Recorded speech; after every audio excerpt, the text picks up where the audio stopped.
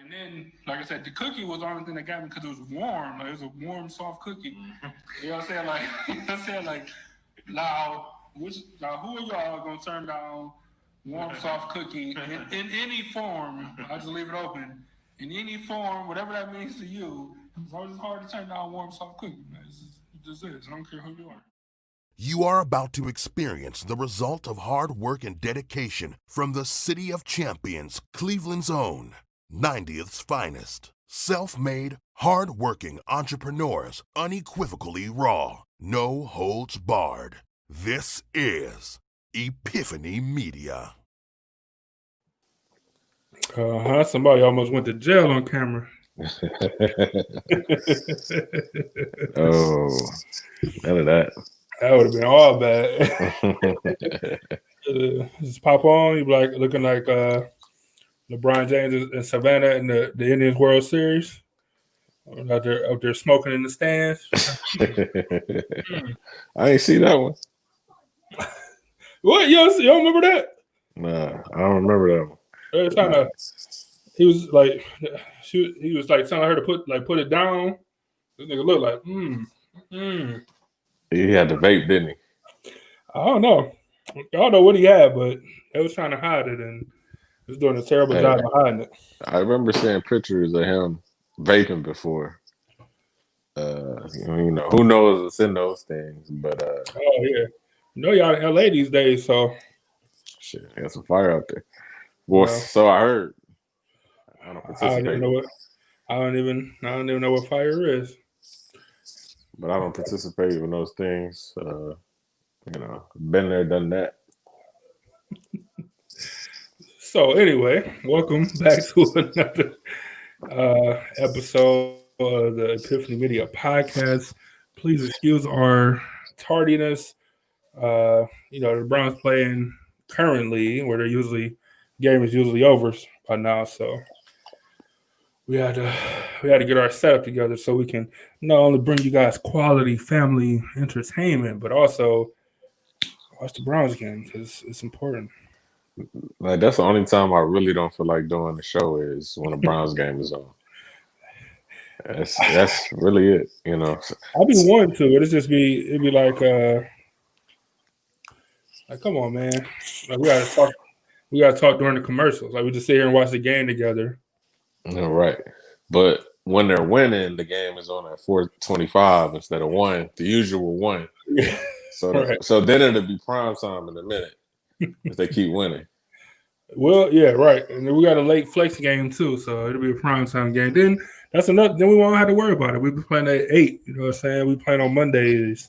You know what I'm saying? Yeah. So don't count us out yet. Hopefully we play in February.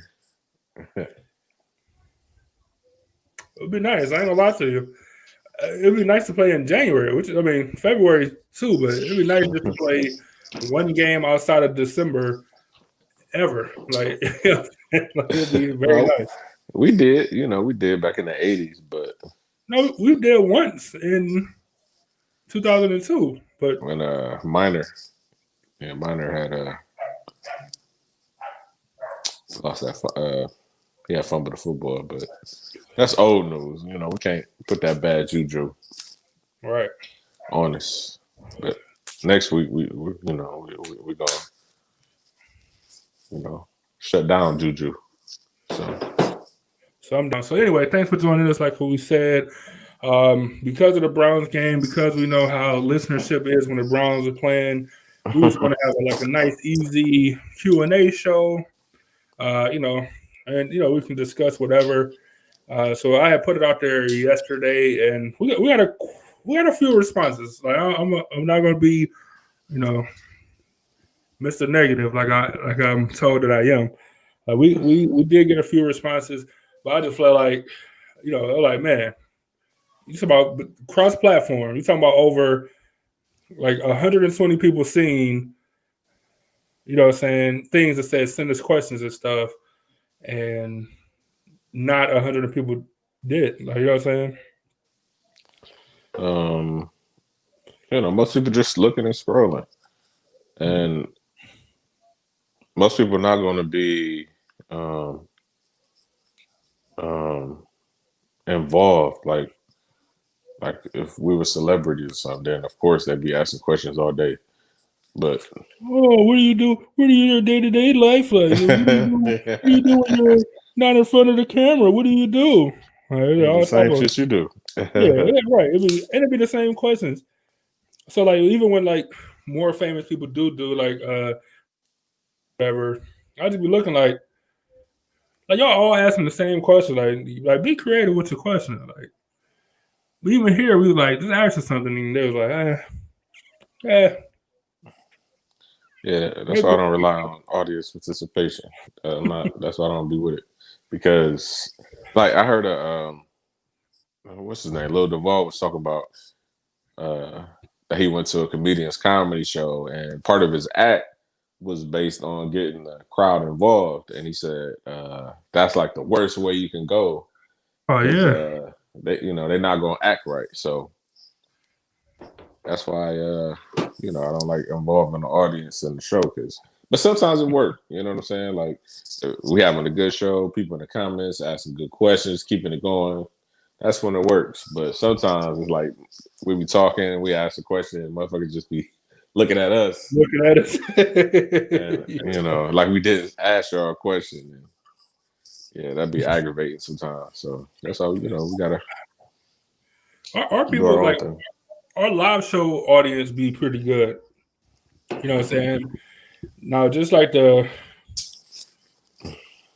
wow,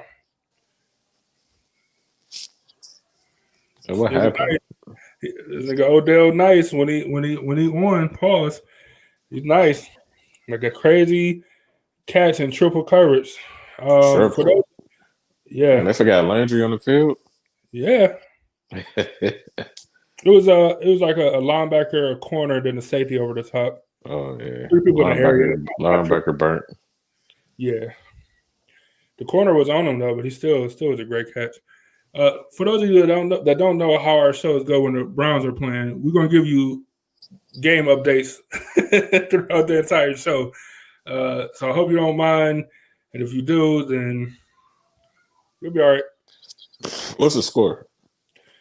10-10, Excuse me. tie game. 8 minutes in the second quarter. A long game. So This game is pivotal because going into next week, it's 50-50, just like it was last year. right. And we playing at home next week. Next week we're on the road. Yeah, I mean it really don't matter this year, but Yeah, right. Yeah. Still. So let me see, man. So let's jump right into these questions since the Browns are on a timeout. Yeah. What do people ask us? Let me pull it up. So I didn't put these in order. I didn't put them. I didn't change the order that we received them, but I did see one, which is kind of like a standard question that you ask. Any entertainer. Oh, no wonder it's so dark. I don't got the lights on or nothing in here. It ain't bad. It just seems so bad because none of the lights on. I'll ask you this. All right, we'll alternate questions then. So I'll ask you the first one, which is what's one thing you wish you had known before you started? Let's say your career in quotes. I'm not saying nobody names on these things, by the way. Damn, listen. They wanted to put Javi. Yeah, your career. They wanted to put Javi in the quotation marks. Damn. That's funny. Damn. That's funny. It's disrespectful.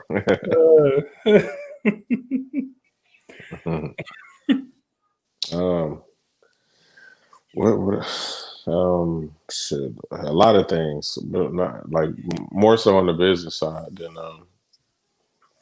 the actual producing the shows. Was definitely stuff on the business side, like contracts, like different sales tactics, which is funny because like that stuff you learn through time is like sales tactics. Like if this don't work, let me try this. Oh, this worked. let me stick with that. Oh, well, this person didn't like just one little part I see when I said this. Let me switch it up. Yeah, now I'm getting to the point where I know how to approach it better, but I just need people to start buying shit. That's it. Yeah, I think it's pretty good right now. The script. I agree. But it's not really it's a script, but it's not really a script because I'm sticking to the script, but it's not the same for everybody I talk to. Let me put it like that. It's different. I think I agree. I think it's good to have a baseline. I would have to agree. I think that nothing as far as like the show part of it, but yeah, just all the business part. I think that's that. Yeah. So you said contract, so I would think more of. I would think more of how to communicate with other companies. So not even just like as far as like selling stuff, but like just generally how to communicate with other companies that might be bigger than yours or the same size of yours or smaller or whatever the case is. But I don't know, like, and it's even hard to describe, but it's just it's something like you said, like you just acquire it over time from doing it, and then you like, okay, I could kind of figure it out, and then once you kind of get like once you trying to do it so much, then you're like, okay, this is my path, this works for me. You know what I'm saying? This is the system I set up for myself, and now I can kind of knock it out and make it work. Yeah. Which is great. So yeah, so like Andrew said, despite the knock, that's actually a pretty good question. Yeah. So thanks, person who tried to take a shot. The next question is, when I read this, I'm like, this is a good question. What would you say is our biggest failure so far? Biggest failure? Yeah. Oh, that's a complicated question because I don't think of our failures as failures. I think of them as learning experiences for different things. So I don't really think of them as like a failure. Like I never thought of Epiphany Media as a failure. You know what I'm saying? Even but it's crazy when I talk to people about Epiphany Media, I treat it as though we're not doing good at all.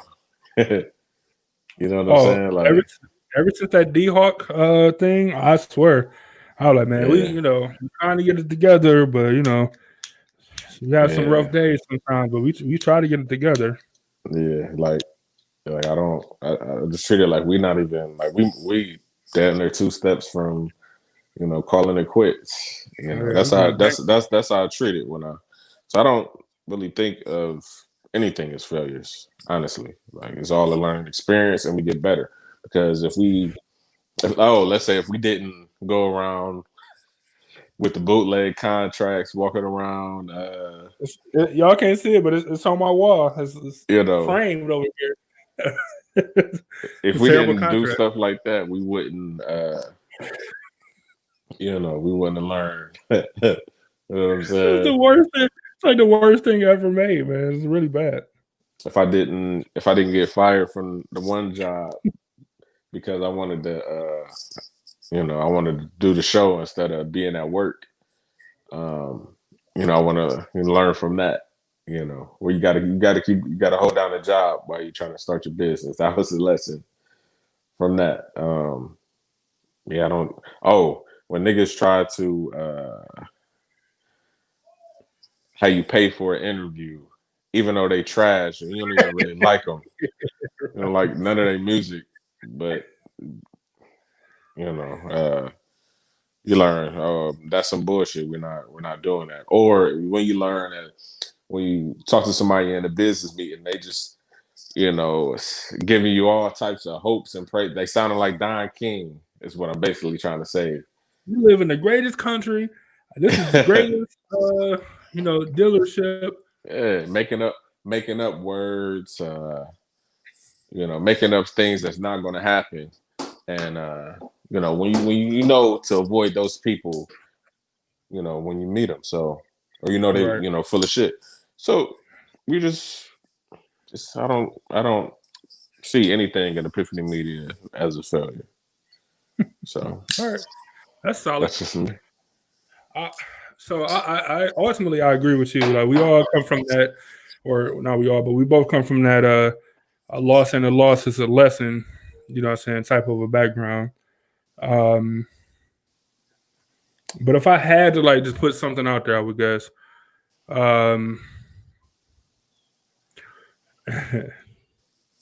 Would probably be and you know it's just a product of learning and stuff. But like when you start mixing like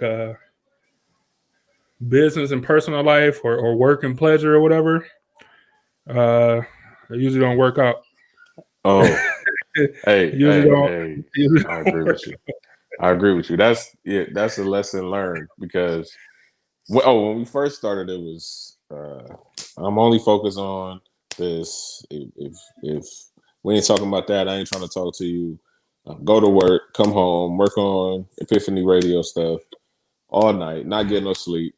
You know what I'm saying? And now it's like, man, you know what? I need time to heal my mental state. You know, I need to make sure my mental state is good, and then, you know, we can still carry on the business. The business is not going nowhere. You know, Warren Right. Buffett looking at his schedule, like, well, you know, I don't want to talk to this person that's meeting today. You know what? I want to go eat, you know, my sausage McMuffin and my coffee from McDonald's and keep it moving. So I agree. Like I said, these ain't in any order, so we kind of gonna jump around subjects. I hope y'all don't mind. This one says, this is gonna be a weird question for both of us to answer. We might have to pose this one to you guys out in the audience, but is there room for shyness in the bedroom? damn, these are some random questions. Yeah, it's like it's really Is there room for shyness in the bedroom? It depends on who the other person is. You know, I think once you get to that married level or that we've been dating, talking exclusively for a long time level, I guess not. I wouldn't think so.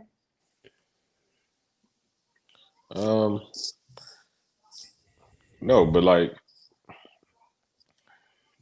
there's certain things that you know that you like, you know, it's a certain level that you like. So this person is holding back, then you know that would suck. But then at the same token, if the person is being shy because they like something that you don't like and they try to spring it on you, then it's a good thing. Then it's a good thing that they're being shy, you know. Well, all right. Well, yeah. Well, you kind of want to make sure that y'all kind of on the same level, or at least float it out there and just kind of, you know, see how see how their reaction is, see how what they think about it. You know, but do you gotta? I don't know about shyness, but I don't know. What y'all think in the audience? Is there room for shyness? I don't know. I think it just depends on the relationship level. Yeah, it depends on it depends Yeah. on every relationship is different. So I wonder what the audience gonna say. shit, So they while we watching the waiting for them, game. maybe. Yeah, I'm about to say it might not even say nothing, but so I'll go to the next question and see. Best rapper of all time. Damn, you go first. I'm gonna say Hove, man. Okay. Every year he just like slowly but surely just takes off a little bit higher than everybody else. So that's If you asked me that's this years a ago, I bad would have had pick. a different. That's not a bad pick at all. He's I constantly know. delivering classics. You know, he's still putting out. He's still going to the Grammys for best album of the year at 50 something years old. Like, how old is he? Yeah, I hope he's 50 something years old. You gotta be like mid to late 50s to get up there. Something, but you know, yeah, he constantly puts out classic material. But for me, as my best, you know, my favorite rapper, the best rapper to me of all time, you know, for a while it was. You know, well, first to me it was Nas, then it was Jay-Z. Jay-Z just had that spot. Then they kept flip-flopping. But now, years later, I have to say it's Nas number one best best rapper to me. Wow. Okay. He came out with a fire album about a month ago. Every track was hot. So he still And got some people missed it. And some people missed it because Jay-Z dropped a trash single. And people still skipped the Nas album. I ain't even knocking Yo Choice or Nas. I'm just saying like Jay-Z got the ability to do like petty shit like that. Like whenever Nas do anything, he able to drop a track. Just a track. It don't even gotta be a good track, but to say Jay-Z and people gonna forget. Yeah, they said it's for Pharrell's album. What album? Yeah. You know what I'm saying? That's bullshit. One song, you already know why, because Jay-Z knows that Nas is the only person that give him trouble. The only person that give him trouble where people can. He's the only person where people can say that that Jay-Z's not the king of New York because of Nas. Simple. Then they went head to head, and nigga was really looking at Jay-Z like, damn, like he got you. I mean, he got him on Ether. I don't know. I don't want to get, but we'll talk about that all day. He definitely got him on Ether. No. We need some shit. He got him on Ether material right now for this time. He definitely got him on Ether. He got him on Ether, but then he was still coming at him on other shit. Like Jay-Z said the shit. You know, he came on the baby seat. You know, shit like that. Yeah. Left condoms on your baby seat on your baby. Yeah. Oh man. You know, a super ugly butt. You know, Nas was still coming at him like, you know, on the law states, he was still coming at him. You know what I'm saying? So, but it can't. But all I know is that if sun don't shine, the sun don't shine. That's all I know. What do you say? You fake mustache having? Yeah. You look like he said you look like a camel. He said that. Yeah, that's what I'm saying. He said Eminem dish you on your own shit, and you listen to that shit. You listen to that shit. Yeah, yes, I mean, he did. That's like saying. I don't know. That's like saying Ed Reed got mossed. Like, yeah, he got mossed by Randy Moss. Like, yeah, you get mossed by another Hall of Famer, like, yeah, you know what I'm saying? Like, Eminem is in that top echelon, you know what I'm saying? So, you know what I'm saying? If you get bodied by somebody that's your peer, then it ain't as bad. Like, you know, Soulja Boy ain't out rap him. No, but the shit that he said though, when he said, "I'm gonna give you that shit that's gonna burn slow," that shit's still burning for that nigga to this day, and that shit happened in 2001. Shit still burning for that nigga because of the shit that he said to him was so true. It was so true for him that it was nothing he could really say. Like, I heard an interview where Jay-Z said, you know, why do people like the diss?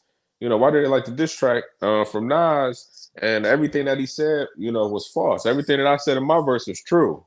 Yeah, it was true as we talking about him not putting out an album, you know, X amount of years, and you know, him having sex with, you know, his baby mama, stuff like that. Yeah, true stuff that the public know, except the baby mama stuff the public ain't know. But the public knew everything else. But because you know who, then you know what, well, you know who.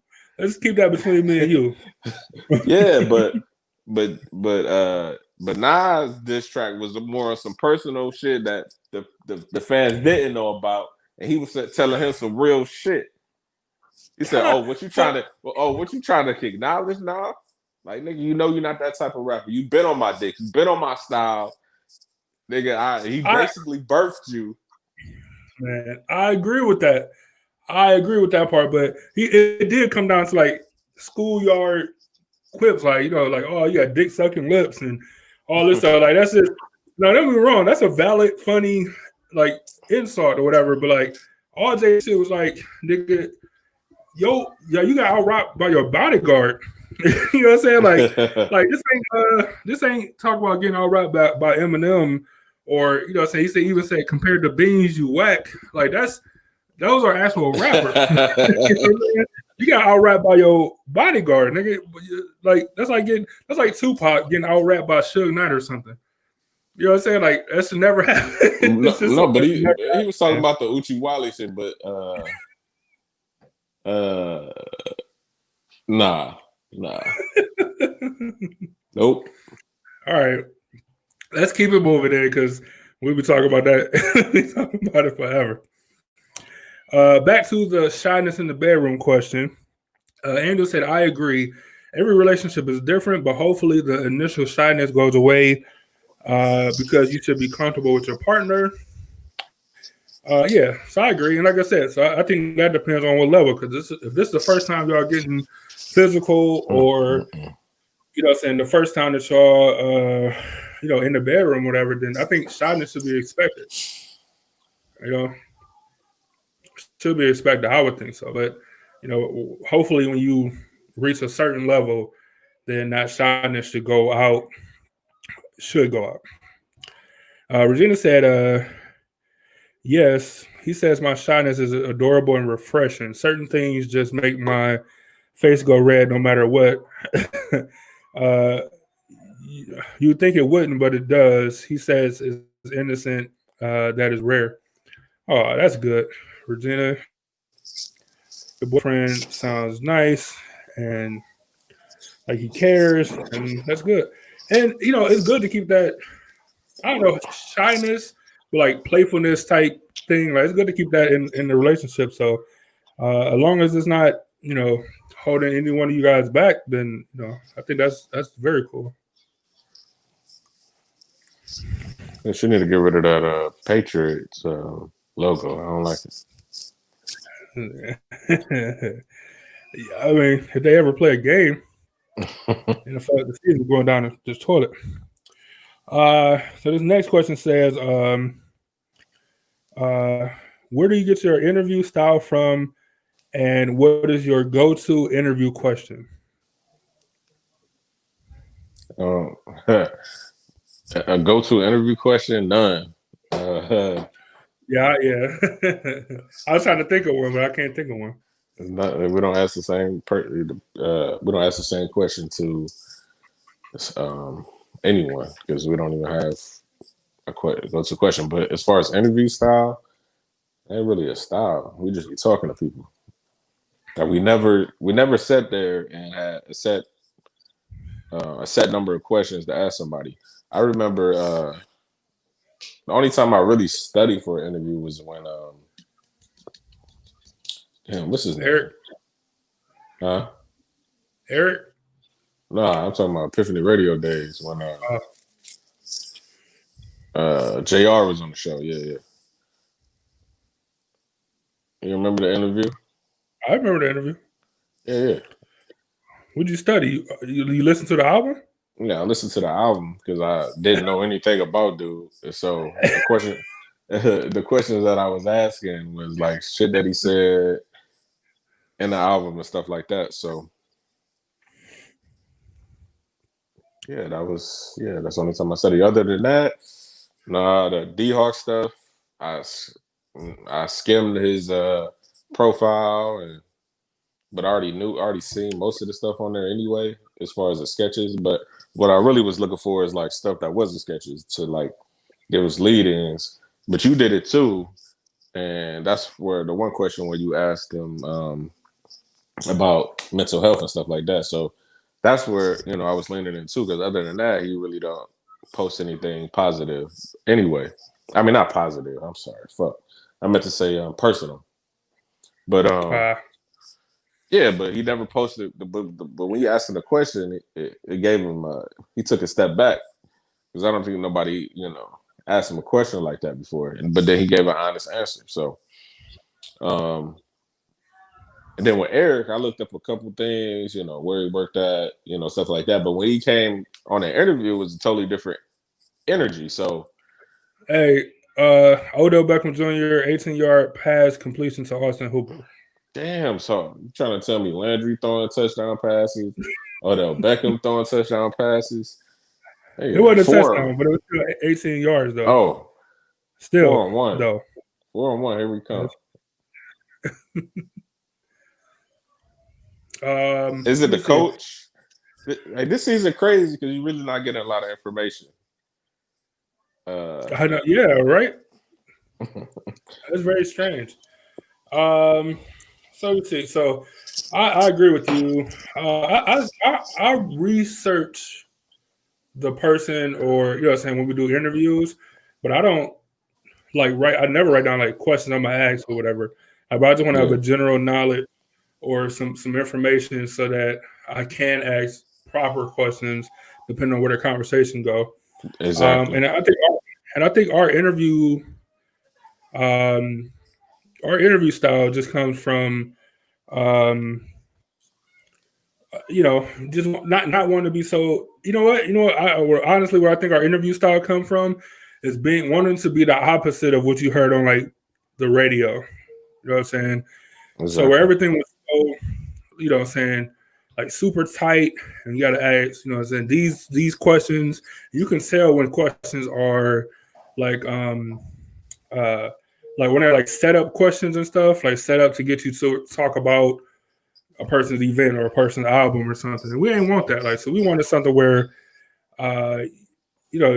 we could ask some questions and kind of get to know somebody, but then at the end of the day, you come out feeling like it was more of a conversation than an interview. And all the while, you're still learning more about, the person that we're interviewing. They learn more about us because it's more of a conversation. It's not so strict like like an interview. Like if you walk into an interview for a job and the guy was like, it's like meet me at the cigar bar. You know what I'm saying? We're gonna sit out, have some cigars, and just have a conversation. You'll be more relaxed than if you went to an office building where you're sitting behind a desk in a giant chair. You know what I'm saying? Asking you question after questions. Like an interview. You'll be more relaxed. Like a job interview. Yeah. So or interrogation. Yeah. Right, with the lights on you. You know what I'm saying? When we want you to be relaxed here, because when you relax, that's how you get more of like a genuine answer, a genuine response, a genuine reaction to the questions that we do ask. So our interview style came from wanting to be the opposite of 107.9 or all these other stations, but specifically them niggas. Yeah, and to add on to what you said, you would listen to 107.9 and it could be like a boring conversation, but then you'll listen to another radio station and they asking the exact same questions, and these people that ask the same questions in 50 states 100 times, they get tired of it. So what we do is we just talking to the person. It's going like I said, it's gonna reveal things that you never knew about the person, because we just having a regular conversation. We're not on no trying to embarrass somebody, nothing like that, So if R. Kelly was on here, we'd be chopping it up with him, and they were like,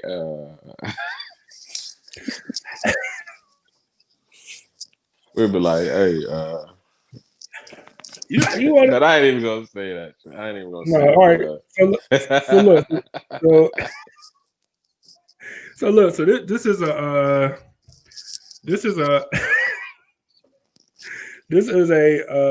not a question, but this is a question that I'm like, nobody asked this, but I'm about to ask you this. We got R. Kelly on here. You got to ask one question. What's your one question to R. Kelly? We got R. Kelly for 5 minutes, so we each get one question. What's your question? How did a nigga that can't read and can't write convince so many women to sleep with him?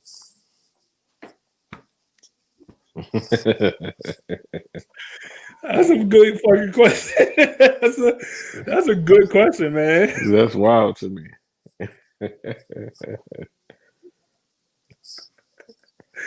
Man. That's a good damn question. That's a good ass question. Like, No, how but- does that work, man? Yeah, and to add on to that question, like, how did you write these songs? Like, did you write them in your head, like Jay-Z style, or did you actually write down the song? Because you wrote songs to Michael Jackson, so that means you had. Is either you gave him a track to memorize, or you gave him the words? Like, yeah. I You was know what? wondering. I agree with that. I seen an interview where he was talking about how he came up with some of his songs and talk about like the "Step in the Name of Love" or something. He talk about having a dream, like having a dream multiple times, like throughout the week.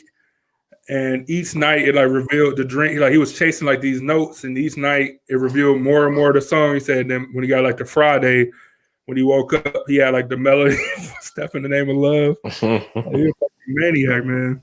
But that's a very, very interesting question though.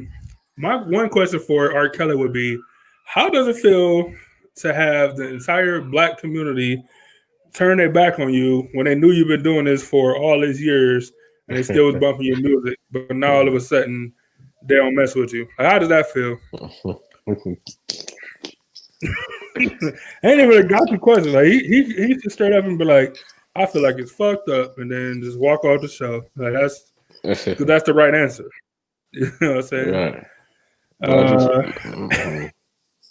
I think it's because. Do you think it's because he's a celebrity? Like people just didn't want to believe, that it happened. I don't know. I just know people was. But talking people about never it forgot about it. You know what I'm saying? Like, look, OJ got off. We knew he did the shit. R. Kelly got off. We knew he did the shit too. But we still support him. We ain't support really OJ Simpson after that. Yeah, that's what I'm saying. You know what I'm saying? But That's what I'm saying. R. Kelly was still being supported because he was coming out with hit, like he was coming in your home basically. Yeah. Making hits, and you was still listening to him. Yep. But then when this situation came out, you found out it was more than one. It was hundreds. Then it was the only thing I could think of is that it's because he was putting out hits, though. You know what I'm saying? The same way like when Kobe was going through his thing, he was going out dropping, 35, 40, a night. You know what I'm saying? Yeah, he was putting up numbers. Yeah, but what she said was untrue. You know what I'm saying? Like, but he was still in court and stuff. I'm just talking about but that's how you get people to keep supporting. Like when they dropped him from his deal and he was wearing exclusive Jordans every night, like you know what I'm saying, putting up 45 every night, like that's how you change the subject, man. Yeah, it was the classic shoes. Hey, but tell me this. But he said, after the fact, he realized, that, it wasn't consensual. So what I gathered was, she wanted to have regular sex, but he wanted to put it in her ass, and she didn't want that. He put it in her ass anyway. So I guess that wasn't like technically consensual. I don't know. 8 different semens is all I can remember. So that's enough for me. That's a lot. Let me see. But just think in your past and about someone that you was like, wow, that was crazy. And it was probably 8 different semens in her too. He was kissing all of them and shit. I only got the ugly women in my past, so there's nothing I had to worry about. Regina said, yeah, our conversation is awesome. With awesome flow. You guys are both amazing. Thank you, Regina. We really appreciate that. I appreciate the kind words. Andrew said he's cute. Back in the day, girls didn't care if he could read or write. Yeah, you know what? I guess so. Like, because if you could sing, like you could sing or like play an instrument, especially when you're younger. Man, women don't be caring. They don't care at all. Like, you just sing. Like, as soon as they start, like, well, why don't you write your number down? Like, I can't really write it, so let me sing you the numbers. You know what I'm saying? They forget all about it. They can't write. Angela, you 100% right about that. Regina said, Andrew right. He had an entire celebrity thing going on. Yeah. Angel still think he's cute, which is weird. Nah, Don't let that nigga get out. She want to go to one of his concerts. Nigga, you'll never see her Concert. again. Never. Yeah. Could be worse. Could be Ruben or something. Tim said the gloves fit, bro. Hey, yeah, let my nigga OJ go, man. Let him play golf. Let him live his life now. Yeah, man, he talking crazy. He be talking crazy on Twitter, man. Let me see. So the next question we answered 1,000 times, so we don't got to spend a bunch of time on it. But can a woman be the breadwinner while the man stays at home? Look, shout out to our last show that we had. If you didn't watch it, go check it out on all podcast streaming services. You got your Apples, you got your Spotify, you got your StreamYard. No, is it StreamYard? No. You got your Apple, you got your Google, you got your iHeartRadio, you got your Spotify, you got your Anchor, you got your Stitcher, Radio Republic, Breer. I don't even know what that is, but we're on there. Check out the last show. So I said yes. Yes, guys can sit at home. And what's your one-word answer? You said, "What's my one-word answer?"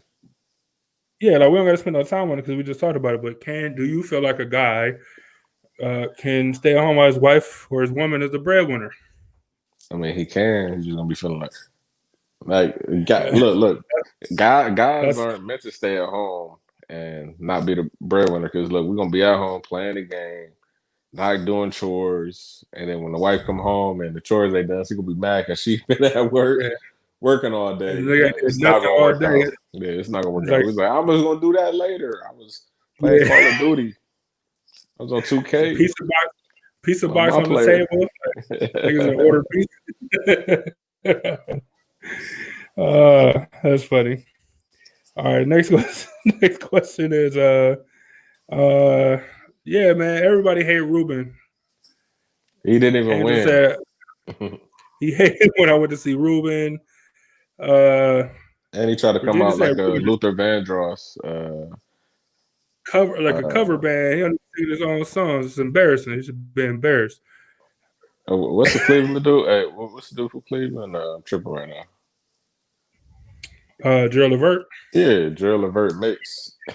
Yeah, he ain't got it. Virginia said Ruben is wonderful. Tim said, hell yeah, I'll sit at home. Tim, I don't blame you. I'm like, baby, I can only clean up though every other day. This is the way the way I'm mentally set up. Hey, but once you get into a rhythm and you clean, you know what you got to do for the day, and then you get do whatever, then it'll be great because then you be planning vacations and shit while she at work because she got money. Oh yeah, my chick will be mad because we'll be barbecuing every night. You know what I'm saying? Because I know I can just have it thawing, then when I look at the clock, but I can just turn the grill on real quick. Like, no, I'm already cooking. What you mean? Like, by the time you change the clothes, the food will be ready. Mm-hmm. I got it on the grill. Mm-hmm. Damn, where you been at? He lived under a rock. Of American Idol fame, Ruben Studdard. It's Angel's favorite. Remember the dude from Cleveland that was on there? Oh no, I never watched American Idol. Nah, shit. Probably. Let me see. Next question says, if Kanye dropped the album and it sounded good, would you ever give it a chance or no? Yes. No. Yes, I would, because when I talk about Kanye good, it means he really spitting and the beats is fire. Yes, I'm listening, but it really depends on what he's talking about.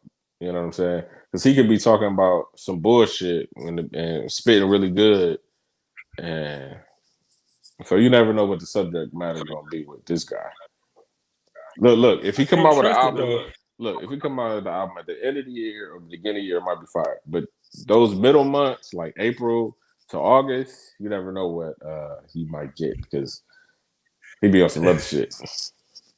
That's what I'm saying. Like I can't, I just can't trust him as far as like, did he write it or did the niggas back in Chicago write it? You know what I'm saying? Did GLC and them write it for him or was that Kanye? Nah, Who they ain't wrote even it? writing shit for him no more. Damn, what's the nigga from Atlanta? Super Fire. I can't remember his name right now because I don't know the dude's name. You told me whatever, but like when it was first starting out, like back in Chicago, there was like helping the nigga write songs and stuff, like his lyrics or whatever. Yeah. And so now That's why we don't talk about I don't remember his name though. That's why we don't talk about music no more because it's hard to remember each song on the album. Like I don't even know names. I just know if I go to number 3, yeah, that's the song that I like. You know, that's what you need to know. I'm gonna say no because, like I said, I just can't trust him.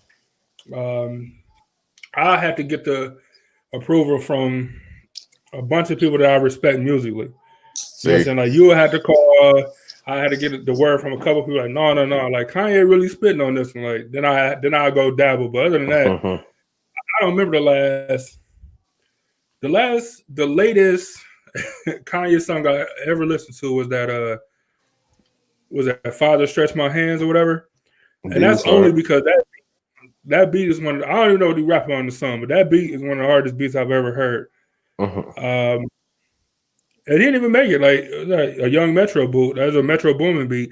So I'm gonna say no unless I get the approval by people that I respect musically. Yeah, I think I'm saying no. Yeah. See, that's the difference between me. The difference between me and you. I don't wait for approval from the older generation because I can decide that shit on my own if I like the music or not. So nigga, I'm listening to it. I'm deciding if that shit is whack or it's I can play it in the ride easy. Yeah,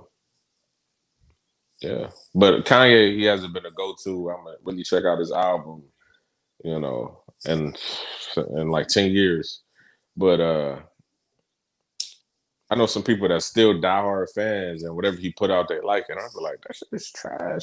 But at the same time, it's like y'all diehard fans, and like y'all like suburban rappers, and I don't really like suburban rappers all like that. So I guess it's just I don't know, personal preference. You know what I'm saying? Like Childish got Gambino, he cool. Like he cool. I like him way more as an actor. Rapping, he can rap. You know what I'm saying? He can do his little singing stuff. But will I play him in my ride all the time and listen to it? It's just not for me. You know what I'm saying? I'm not saying he's not good, but he's just not for me. I can agree with that. And I don't need approval from the older generation, but after you get so far removed, like I won't even be open to it. Like that's just me. Like that's my character flaws. I wouldn't even be open to it because, like, for what? Like, what the fuck am I gonna listen? Like, why? Like, you know what I'm saying? Like, if he drops something today, I'm like, why would I listen to it? Like, his last 4 albums haven't been great. Like, or even if they've been decent, they haven't been nothing to stir the spirit. Like, so why am I listening to it? But in order to get me to listen to it, not that I need approval, but just like, all right, it actually is fire, so give it a shot or whatever. Like then, that's a different story. See, but here's the thing. Okay, used to be a diehard Kanye fan, right? So if you come out something, I'm still gonna check. Like hoping, praying is that nigga who was speaking the truth back in the day, and then I listen to it and be like, no.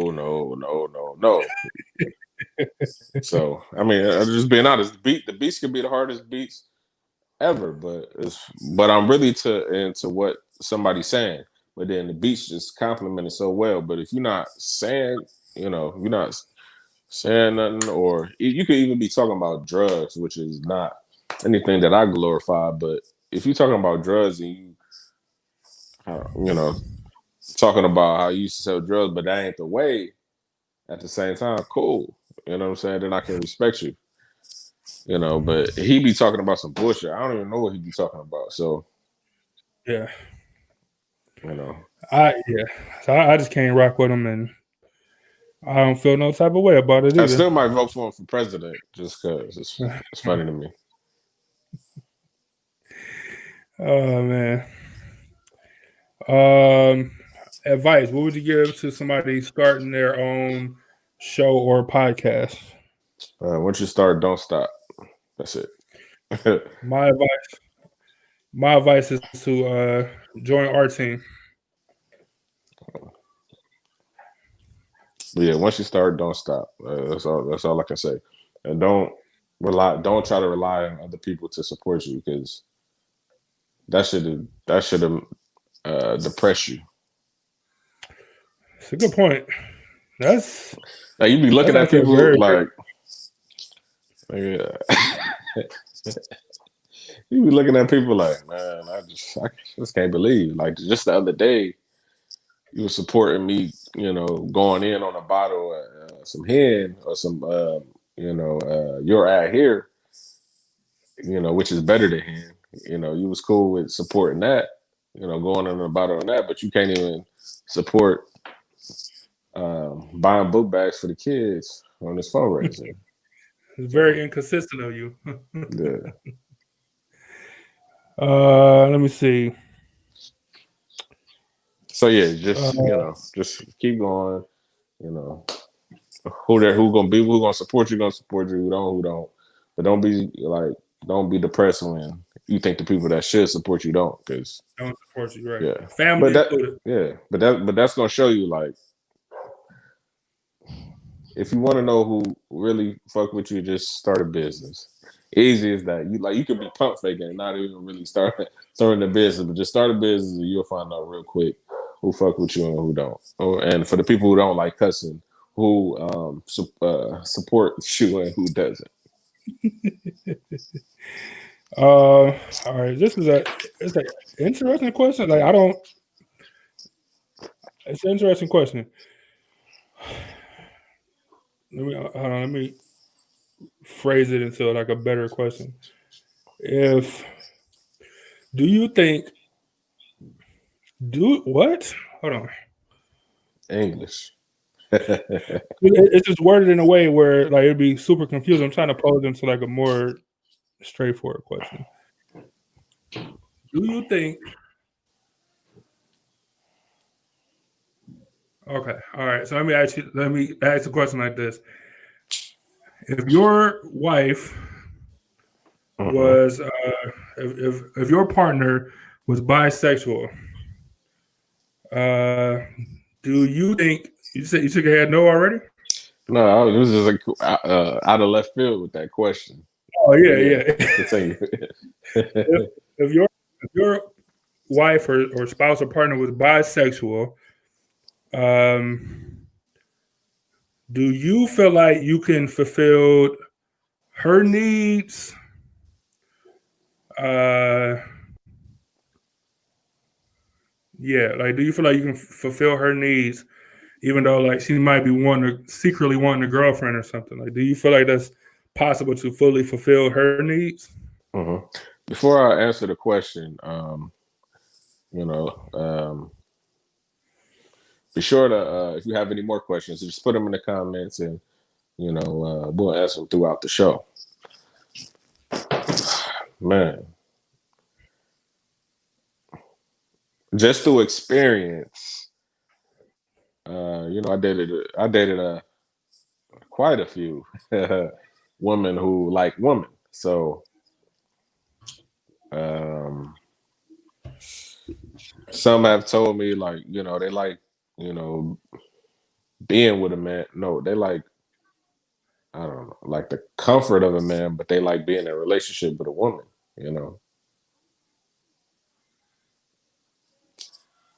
So, do I think you can satisfy both? No. Even if you said, "Oh, you could bring you can't even really suggest this because it's gonna be trouble." But if you did, you could bring another woman in the bedroom, whatever. It's not gonna happen because they're gonna get jealous because they really, love you, and at the same time, nah, nope. So you don't think you could fully fulfill Nah. her needs. And this is this is just based on my personal experiences. So nope. I mean you can, but I don't know. Just based on my personal experiences, no. All right, so before I answer, let me ask you a follow-up. So do you feel like let's not use your wife, let's use one of the other people in your past that had that situation. If let's say y'all got so far into your relationship that y'all was comfortable, I don't want to say comfortable, but let's say y'all get to the point where like you would allow her to have a girlfriend on the side or something, right? Mm-hmm. Then do you feel like, what I'm saying, like everything would be like synergized as far as like she's fully being taken care of, like on the female bisexual part and on the male bisexual part?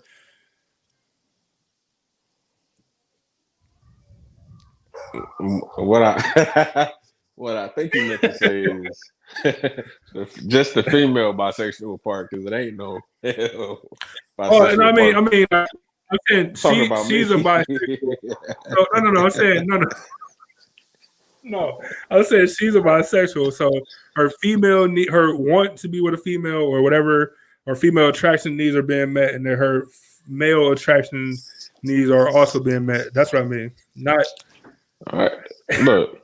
If she gonna have a girlfriend on the side, I want a girlfriend on the side. Is everything equal, right? And she can't get mad, right? If I can't get mad, she can't get mad, right? That's actually a really good. That's actually a really fucking good. That's very interesting. That's very interesting. I don't even want to answer the question. No, I think that's very interesting. So if that's the case, and you want to be fulfilled all the way around, and you want a girlfriend, then I should also get a girlfriend. Yeah. And if she said, yeah, that's cool, then that's cool. But then if she back it up a minute, like, oh, I just thought, you wanted to fulfill my needs. Well, shit, while you spending time with her, I'm gonna want to spend time with somebody too. Too. It's not even. That's actually a really fucking good answer to the question. I don't exactly know what context, but that sounds like a pretty fucking good. That sounds pretty good. Yeah. So. Let me see. Regina said, "I would constantly feel insecure. It would never work for me knowing my man wants another man sometimes." And yeah, I think that's another thing. I feel like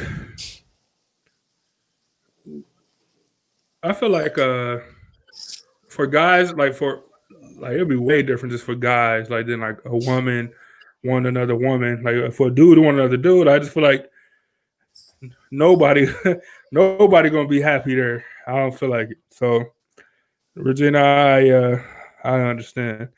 Angel said, I don't like to share. Regina said, oh, okay, that's different. If you're saying a threesome, I go for that before side pieces. So it wouldn't really be a side piece. Like, well, I guess technically it would be, but it wouldn't be like a secret. Like you would be like, my man got a man, I guess, and be at the house, like, you know what I'm saying? So I guess it would, yeah. So yeah, I think most people would be like you, Regina, and say like threesome before, but open marriages, open relationships do exist. So it got to be like some level, like some of the population that agree with it. Like it has to be. So I don't know. I wouldn't judge it. I guess if that's what you're into, as long as your partner cool with it, I don't think that would be the worst thing ever. Regina said, me neither. And Angel said, what works for some wouldn't work for others. Yeah, I agree with that. So like I don't know if it would be my favorite thing in the world, but I don't know. It would be tough though, for sure. Yes, it would. That would be tough. Hold on, let me go back to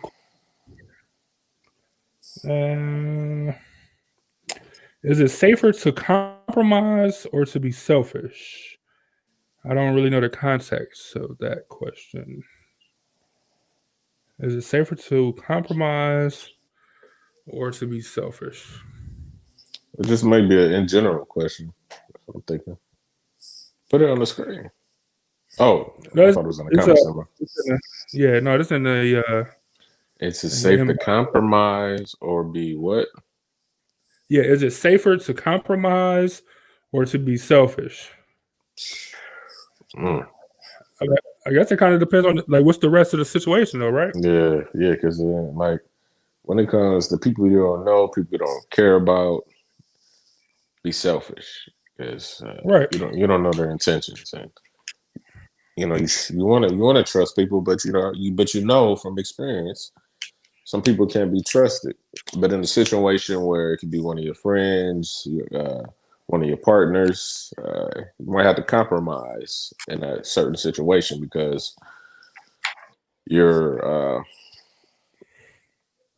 trying to you're trying to be as one, be on the same page as things. So you might have to compromise, even though you might not agree fully. You still might have to compromise because you're making the other person happy. But being having your self-interest at heart with people you don't know, like you don't have to compromise with them. You don't want to jeopardize your own feelings or your own self-worth. So fuck that self-interest with people you don't know. So I'll take it even a step further. I'll say that even if it is people that you know what I'm saying, like sometimes like just because it's family, like we talk about all the time, like just because it's family don't mean that they got your best interest at heart or whatever. Yeah. So, I wouldn't man, I say it depends on how you feel about that person or that situation. Like if you're sympathetic to it, then be compromising. Like if you understand it, or if you know that it'll put the person that you care about in a tight situation or whatever the case is, then be compromising, whatever. But if it's not that, like if it's somebody that you don't care about, or somebody that the outcome won't like be negative for somebody that you do care about, or a situation that you care about, then be selfish. But if you care about that person or that situation, be compromising, like be understanding. I think is the best way to go. Yeah. See. Thanks, Erica, for tuning in. Just tuning in right now. We had a Q&A. People sent us questions, and we're just answering them. If you want to send a question, and other people out there that just tuning in want to send us a question, just put it in the comments, and we'll be sure to get to them. And I do mean super random. Like we didn't went from best rapper to how do you feel about if your partner was bisexual and wanted somebody else on the side, so random question day. For anybody that's just joining us, the Browns game is on. We know what's the score? We ain't gonna update in like half an hour and shit. But it's a halftime. It's not halftime no more, but it was halftime. Well, what's the score? Man, hold on. So yeah, super random. A good week is at stake. I need to know if I'm gonna have a good week or a bad week. 27-17. I missed a touchdown somewhere. Ooh. I don't know what happened, but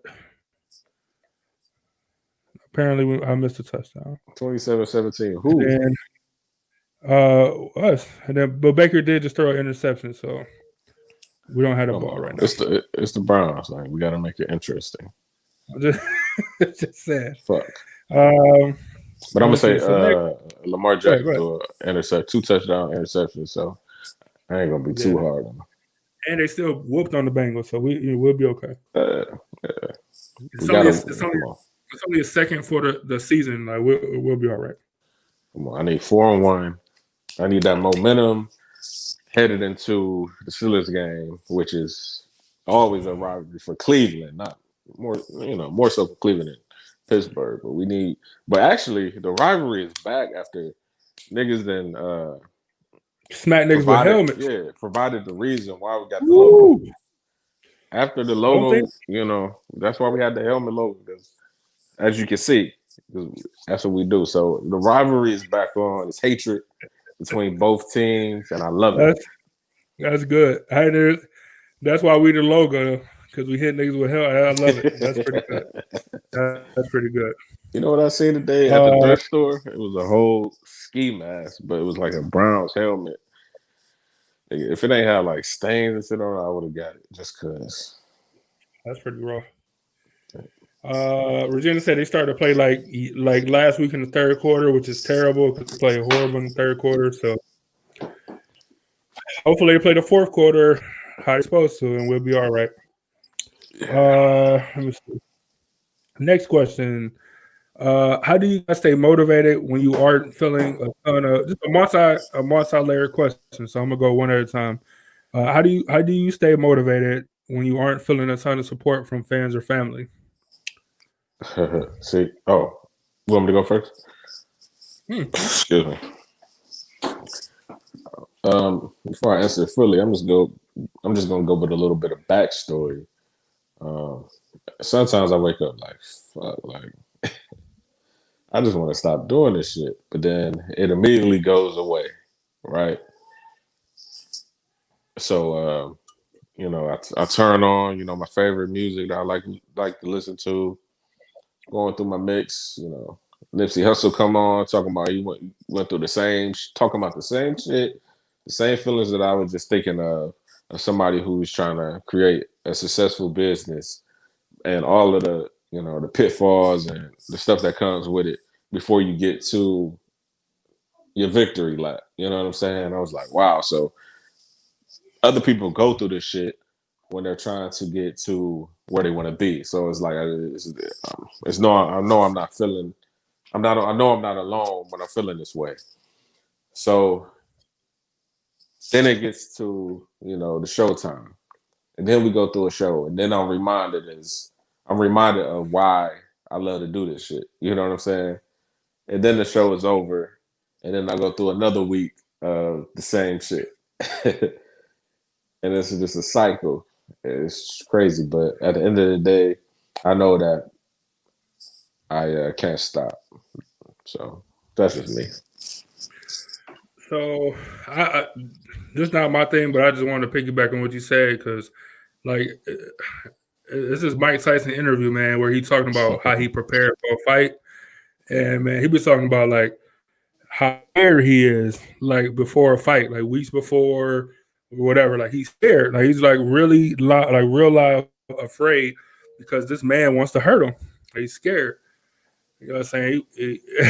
I can't do it justice, man, but because Mike Tyson's an icon, like his iconic voice and stuff. But he's talking about like, I'm backstage and I'm basically trembling. You know what I'm saying? Like I'm so nervous and I can throw up if I had to. Like then we start getting to the ring. And I start getting a little bit more confident. But I'm still kind of afraid and as I get closer to the ring, my confidence is building. But I'm still unsure of myself. Like by the time I reach the ring, I'm a god and I'm untouchable. Like he'd be like, man, by the time I reach the ring, like I'm invincible, man. Like his whole conversation changed, and it was like one of the most amazing things. So it's kind of like this, So as we get closer to showtime, like the closer we get, the more I'm like more confident. I'm like, come on, we did this. We know what we're doing.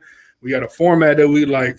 We got a good fan base that supports us. We got a vision of where we want to be. We got this, you know what I'm saying? So by the time we get on air, I feel like we are untouchable.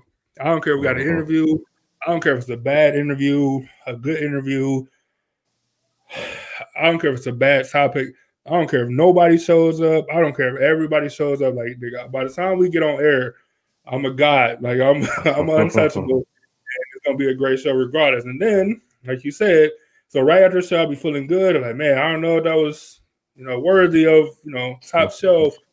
And then, by the middle of the week, I'm like, so after politics, this happened every time after politics. I'm like, man, I don't know. Yeah, I don't know how much longer we can do this. And then it go like the whole cycle, man. Every single day, it started to build up, and then, like I said, by the time we get to Showtime, I'm like, nigga, I'm untouchable.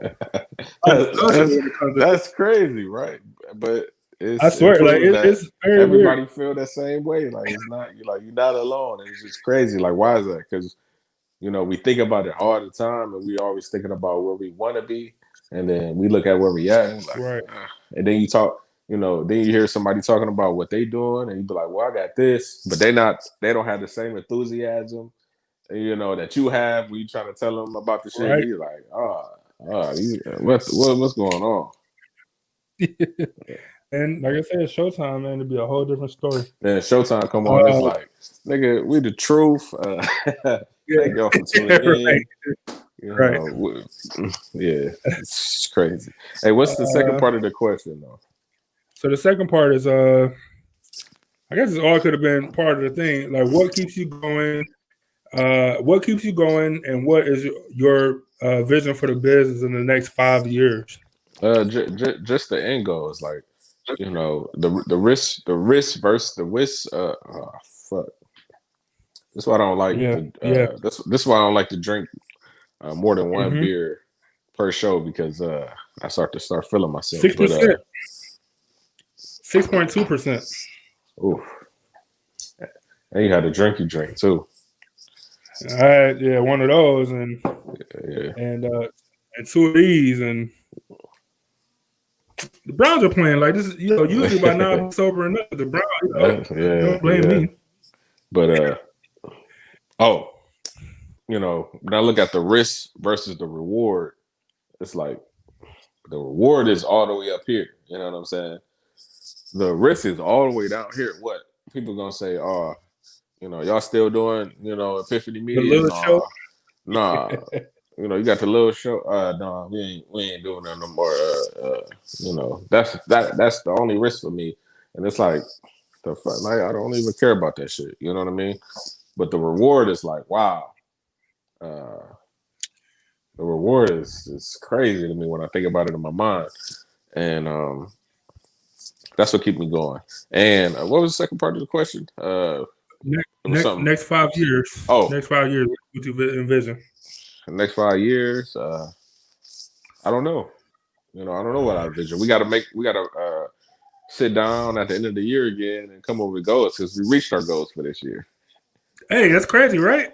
Yeah. As bad of a year as it's been, like we hit all 3 of our goals for this year. Like that's crazy. Yeah. So we need to sit at the table and think of more goals. And we keep reaching these goals, Next thing you know, we're gonna be where we want to be. But where I want to be in 5 years, that's a long time. I don't know, but I know where I want to be next year, where I want to strive to be. So let me see. What keeps me going is when I go to work every night and I'm just sitting there and I just got time to think, and I think about how much I actually enjoy what I do, like the profession that I'm in. Maybe not my specific job, but the profession I'm in, I actually enjoy it. But when I think about like what I'm getting paid, which is decent or whatever, but compared to like what the owner is getting paid, it pisses me off every single night. Especially Sunday nights and Wednesday nights, because I come on my own platform and come on and do my own show, and then I get up and go take care of somebody else's shit, and it pisses me off like every night. I swear it do. It pisses me off. That's it. That's what keeps me going. Is like I refuse to do this forever. I can't do this forever. Yeah. I can't do this shit forever. I can't do it. That's what keeps me going. And then 5 years from now, I don't know. I just think I'm not a big long-term goal person, because there's too many variables that happen. Whatever goals we had could have been disrupted by the pandemic or whatever. So I'm not a big far future type of a person. But Growth, constant growth, man. Like I don't care if that means adding one show per year for the next 5 years. That means buying an office building, or getting a complete office building for everybody. Like I don't really know what that means, but just growth, constant growth, like not being stagnant, constantly getting better equipment, constantly finding better content, like just growth and being better. That's my 5-year goal, is to never look back and be like, man, it's 2024 and we haven't did nothing different since 2020. Like that's where I don't want to be in 5 years. So as long as we're not doing that, then I'm perfectly fine. Moving up in the 5-year range. As long as we're growing, that's where I'm at. Yeah, doing something to improve. That's what I'm on. But like you reminded me too when you talking about how much you make. Then you look at how much the manager make. Then you look at how much the owner make. And it's like, wow, they're not even doing the work though. But then at the same time, they treat you like you're disposable. They can get rid of you at all anytime they want to. Right. And I don't like that feeling. You know what I'm saying? Like I want to be, like I said, on your own. So I'll be on my own. I no one can fire me. We may not get a business deal, but that's cool. You know what I'm saying? But we still got a job. We can go out and get another one. So, but when it comes to your job, they can just stop giving you hours, and now you don't have anything after all the time you put in. After all the overtime you did, sacrificing, spending time with your family to go work for these niggas, and they can treat you like shit at the end of the day. Yeah, that's not what I support. You know what I'm saying? Now, some jobs is cool. Don't get me wrong. If you know me, you know what jobs I'm talking about. You know what jobs I'm talking about. You know what jobs I'm not talking about. So, those jobs that's, just be, you walk in, you have a manager that's micromanaging everything you do. Those are the jobs that irk your nerves, and that's why you got to own your own and do your own thing. Because I just be thinking about it every day. I be thinking about, like, I'm 32. Like, I can't be 60 years old working for somebody else. Like, it's so crazy, man. Like, I just be thinking about, like, okay, so people retire, and I'm like, that's working these, okay jobs, but it's like they really can't even enjoy their retirement. They older, and they're not even getting the money like that. It's just crazy. Or got to work their income to buy medicine and shit. Like, it's crazy, man. Like, you've been working all this time. Yeah, like you said, you're working all this time. Now you got to get a little, stupid part-time job. Man, like that shit just motivate me even more. Like, I can't. Nah, I can't. And then, And then my aunt said, I know how you feel. I work 100 jobs for other people, but my businesses are slow. Yeah, it'd be like that, but you just gotta stay the course, man. You just gotta keep pushing, because you never know who you may meet. Man, I love it for sure. That's the best part. That's the best part about working a normal job, is you never know who you might meet. You never know who you're going to run across. You never know who you're going to start a relationship with, you know what I'm saying, and have somebody to call on. Because at my last position, it wasn't fulfilling at all. Besides that, like the connections I was able to make, So now, I got a pretty good Rolodex of people. If I needed some advice about something or needed some information or, whatever, like I can reach out, personally and say, hey, look out for me. I need some help or something. Mm-hmm. Like Miss K Wood, somebody could come, want you to cater a party for them. A food reviewer is there. They love the food. They want to feature you. And they say, everybody know about you. Like, you never know. You know what I'm saying? So, all it might take is one. You do one event and Jarvis Landry or somebody, fucking Savannah show up, and then we love this shit. We in Cleveland. We don't get no soul food since we've been here. We want you to come cook for us all the time. Next thing you know, you got other players on the team calling you, Next, now you're scheduled for it. Now you got to quit your main private chef. jobs. Yeah, Yeah. yeah. You just never know. So let me see. So our next question comes from. I know we're a little bit behind on the comments because that one went long, but it's great though. Erica said, "Do you guys believe in the term angry black woman to be true?" Hell no. I don't. Hell no. There's ahead. angry white woman, angry Puerto Rican woman, angry Mexican woman. Women are angry. Angry German women, angry Canadians. Like it really don't. I hate. I hate black men that say, "Oh, I don't like black women." That shit is just disrespectful to me. It's like I don't understand. I don't understand people who think that way. You know what I'm saying? Because it's when like your mom is black, your sister's black, your niece is black. You know what I'm saying? Like, what are you talking about? Yeah. Like you should love all women. But then it just even more shitty when you hate your race of a woman. I don't even understand that because just from my perspective, as someone who dated all types of races, they all the fucking same, just different cultures. Some eat tacos, all types of races. Some eat tacos, some eat pierogies. Like,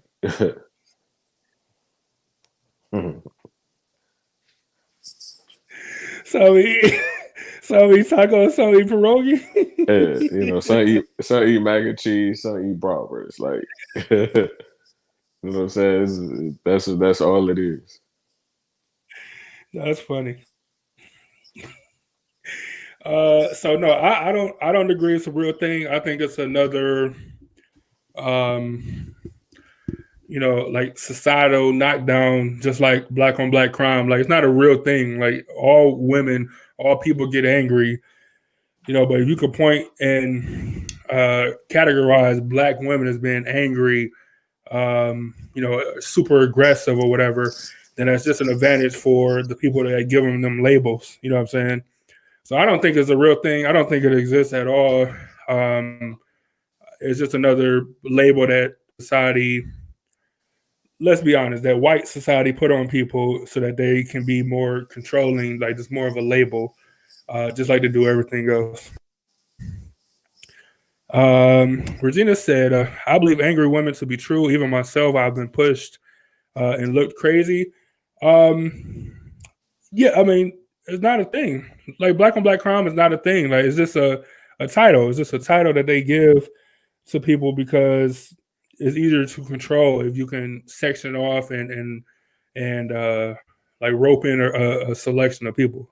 It's like a divide and conquer. You divide everybody up, much easier to conquer them. That's all it is. Is that shit? Hell have no fury for a woman scoring. Is that yeah, you know what I'm saying? Like a black woman scoring. Like, you know what I'm saying? Like, no hell like a black woman scoring. It just don't make sense. My aunt said, not really. Did I miss something? Not really. That's what she's talking about. Okay, if the receiver is not in agreement with what she is saying, or she is stern in her delivery, she's deemed to be angry. And first off, it's not a thing. But if it was a thing, I would love angry black women. Like, when women get angry, it's funny. It is. First off, it's funny. It is funny to guys. It is funny because women be like, 5'6", like being angry. Like, you just look. It's adorable. Like, cute. What are you talking about? Like, you know what I'm saying? Like, nothing you're saying is not, like, all your threats is ridiculous. But like, I think the only difference is that, like, black women put people in their place with like with like like, I don't know, it'd be like smooth or something. Like, it'd be like with grace or whatever. Like it'd be like real slick. Like, don't be like so blunt. Like, you see all the quote unquote Karens, like, when they talk to people, they'd be like real, like, abrupt and harsh, and you know what I'm saying? Like, black women will put you in your place, and sometimes, like, some people won't even know it. Like, they'll still be talking, like, but the argument is really over. You know what I'm saying? Like, you lost already, my guy. Like, but you still, it's over with. You know what I'm saying? Mm-hmm. Like, I would love the angry black woman situation if it was a thing, but it's not a thing. So, yeah. So yeah, if a black woman disagrees, and see an angry black woman, so that's just not a thing. My aunt also said, I know. Oh, I think I already said this. I know how you feel. Worked 100 jobs, but my business is slow. Yeah, you just got to keep pushing. Erica had another question. She said, "Do you guys think romance is necessary to keep the flame burning in your relationship? Buying gifts, dates, trips, etc." I'm gonna say, "Fuck yes," in the most graphic way possible because it's that important. Yes. Who don't like gifts? Who don't like taking trips? Who don't like dates? On both sides, So yeah, it's most definitely necessary. Y'all gonna be sitting at the house all this fucking time. That shit boring. Me personally, I like to go somewhere. That's just me personally, Yeah, I because mean, you gotta. you experience y'all both experiencing new stuff together, and y'all make memories. So it's cool. But you Especially, gotta. huh? You gotta treat your partner like you're still trying to get them. You know what I'm saying? Like you gotta still in the effort and stuff. Because that's how you got them. You know what I'm saying? So if they expect you to be a certain way because that's how you portrayed yourself, then if that's not how you really are, then you're gonna be in for a hell of a time because that's who you portrayed yourself to be Yeah. as a person that go out on dates all the time or whatever. You know what I'm saying? So yeah, it's super important. Ebony J said, "I do, of course." Aaron, the asked the question said, "I do too, of course." My aunt said it's a lot of zeros, so I'm not gonna count it. But she said a whole bunch of percent. When we don't get it, it makes you feel some type of way. Personally, it makes me think that the one who doesn't initiate romance is selfish. That's interesting. Let me finish up the comments. I want to come back to that because that's interesting. Regina said to Erica, I don't really need any kind of gifts from me. I do expect special reserved time that's considered us time. But it's time to be doing something though. Unless you want to. I know, Virginia, you want to go on a date. You want to go to a Patriots football game. Gillette Stadium? I think it is, or some shit. Yeah, Gillette. Yeah, you want to go to Gillette Stadium? Go to eat some Wahlburgers, some shit. That's something that you would want to do. So if your boyfriend said, "Let's go to Boston, quick day trip Sunday, watch the game," you'll be on it. A day trip to Boston? Boston far as fuck. It's like a 9-hour drive. Well, I'm saying 2 days, 1 night. That's a weekend trip. 8-hour drive ain't that bad. You be there before you know it. You'll be sleeping. Well, but you can hop on the plane. It's only like an hour. Oh yeah, that's different then. Yeah. Erica said, "We all just angry, huh?" Yeah, like women. Yeah, women are angry, but it ain't a black woman specifically. Then women be angry about stuff. Angel said, "I always thought though for black men though, it would stifle some what? It will stifle some to express themselves, and that sucks." Yeah, that's partially true. Jarvis Landry just dropped the easiest catch I've ever seen. Yeah, that's why you're on the bench right now. I'm sorry. Hilarious. Don't. My man threw a touchdown pass last week. Don't disrespect him like that. I ain't being disrespectful, but like you literally got some of the best hands in the league that the league has ever seen. You should be dropping a pass right now. That's a good point. Angel, I agree with you. That sucks for black people altogether. So not just black women. That's why guys don't smile in pictures. You know what I'm saying? Like, you know what I'm saying? Like, it's all for the same reasons. Is that you don't want to be seen as, soft or docile or like any weakness where somebody can take advantage of you because you're happy. You know what I'm saying? That sucks. This for black people. I swear that's why black guys don't smile. That's why I don't smile in pictures because I don't want nobody ever to mistake. Like, look at him. Look at him out here smiling and stuff, man. I can't do that nigga smile in a picture, like, you know what I'm saying? Like, so I don't, you know, I don't so the pictures. Hey, but the same thing if you're an angry black man, like it's you get a certain perception just because you mad, like you can't show an emotion of being mad at something. You can't feel some type of way about something. Is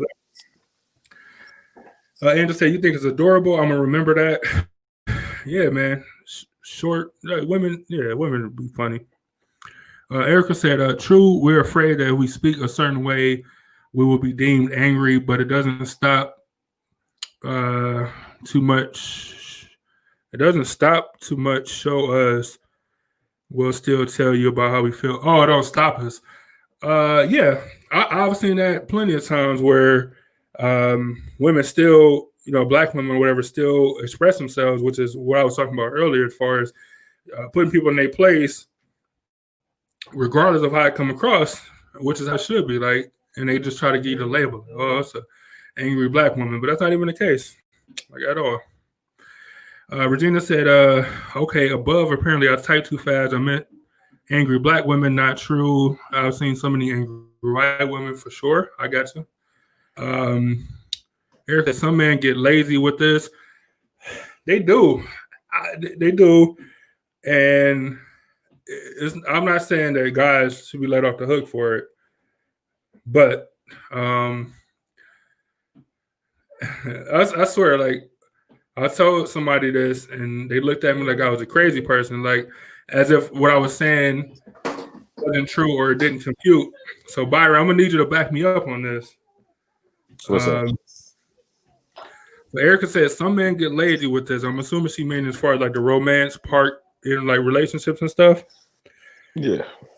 So I was saying that I have told a woman this, what I'm about to say now, and she like looked at me like I was crazy, like it didn't make sense to her. And I'm like, it won't, because you're a woman. Like it just don't make sense. So like guys are like hunters, right?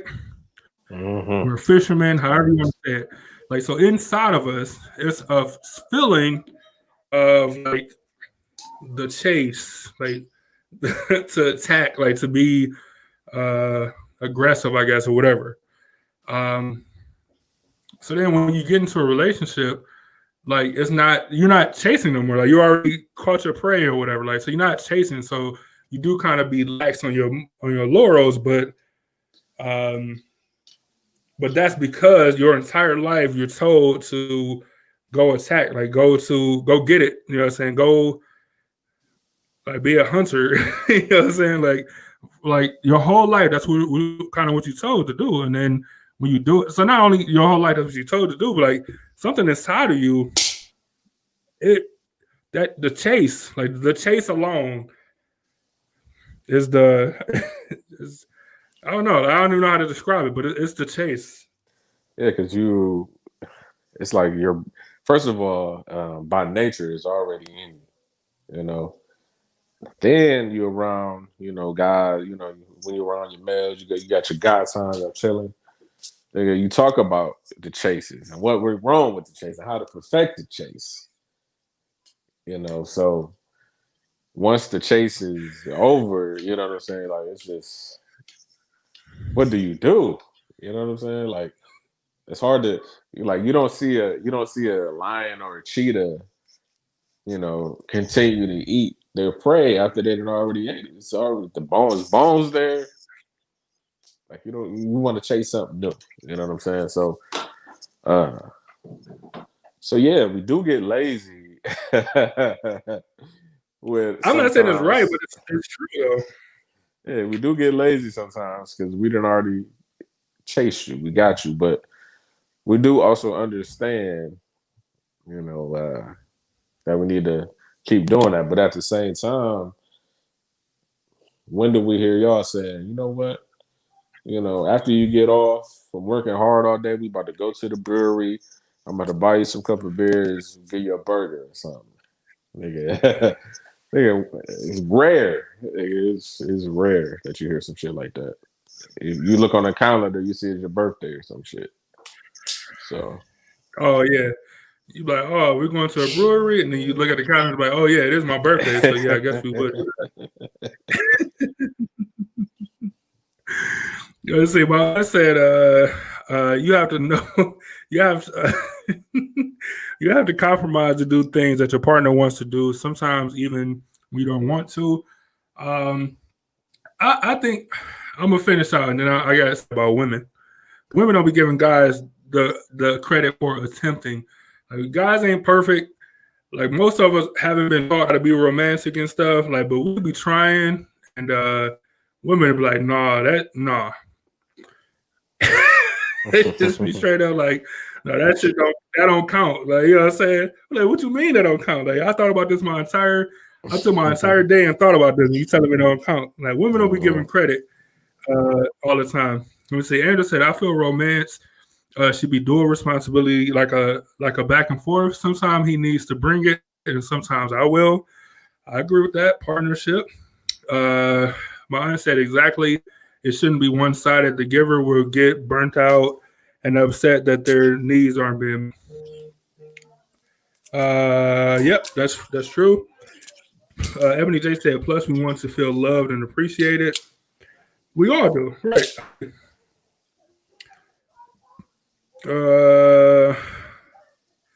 Angela said to Ebony J, when you start thinking the grass is greener, that's for sure. I can agree with that. Worry about your own grass, you'll be okay. Angela said, do you think man can be faithful? Of course, man can be faithful.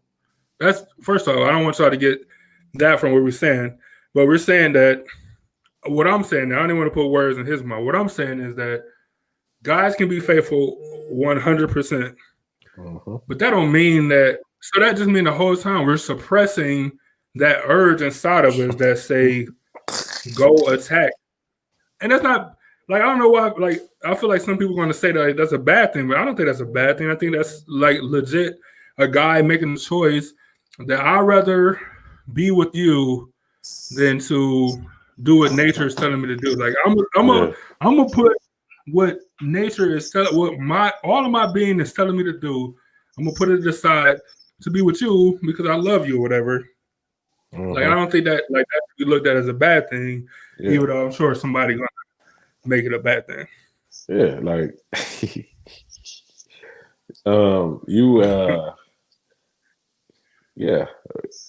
guys can most definitely be faithful, but like you said, you suppressing that side of you that is just in you and it never go away. You know, you suppress it never goes away.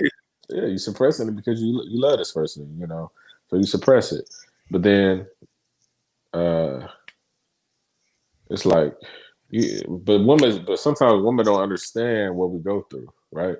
So we suppress it. Like, let me finish. Go ahead. Like, we suppressing it, you know, for you, and then here comes the thing that excites what we're suppressing. You got some come through and they tell you the right words. Like, look, all I want to do is suck your dick. Nigga, that is, it's like, what? You want to do what? All I want to do is say, oh, like, that's what I want to. That's what we want to hear, and it's like, we could get our dick sucked and never talk to him again, and we still love you at the same time. I know that may sound crazy, but that's what we could do. Like, it's in our nature. Like, we get one off, and it's like, you know. Well, that was cool. Like, don't touch me. You know what I'm saying? Don't touch me off me. Right. I'm cool. I'm completely comfortable. You nasty. Completely comfortable. We'll never talk to you again. Yeah, right. Yeah, like you disgusting. Like, why would you do that to me? I'm completely comfortable with never talking to you a day again, like a day of my life. I'm completely fine with that. All right, but women don't understand that aspect. Like, it's crazy.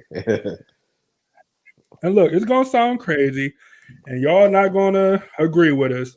You know what I'm saying? But y'all women, and we can't explain to you like what it feels like. Like, but it does feel that way. I promise you, it does feel that way.